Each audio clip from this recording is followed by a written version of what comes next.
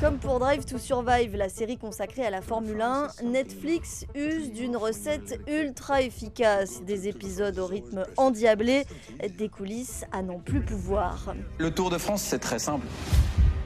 C'est une course de vélo, chaque jour, pour 21 étapes.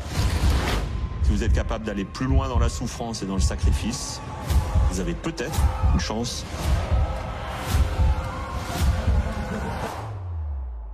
de gagner. Tourné lors du Tour 2022, on suit la rivalité au sommet, Vingegaard-Pogačar, mais aussi les équipes moins en vue, la tension dans le peloton. Patrick Lefebvre est le patron de la team Soudal Quick-Step. C'est fait pour le grand public, donc aussi les gens qui ne comprennent pas comment le vélo fonctionne, donc c'est bien expliqué pour les gens qui ne connaissent pas, c'est super. Bandes sont parfaites, images léchées et une vraie porte d'entrée vers un sport qui peut paraître complexe au premier abord.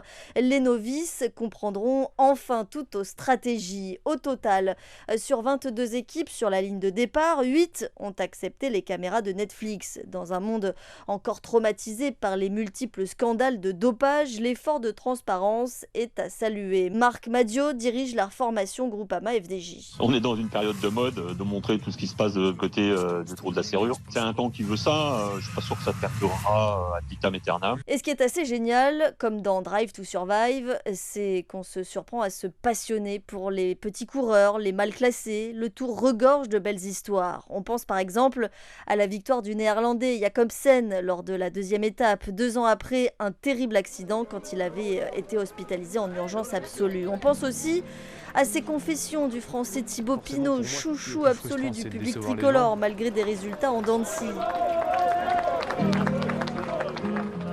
Ils savent que j'ai donné tout ce que j'avais, mais ces moments-là, j'ai qu'une envie, c'est rentrer dans le bus parce que je suis déçu. Des fois, je suis plus aimé que plus fort au final. Donc, c'est sûr qu'il y a des jours où je préférerais être moins aimé et gagner plus de courses.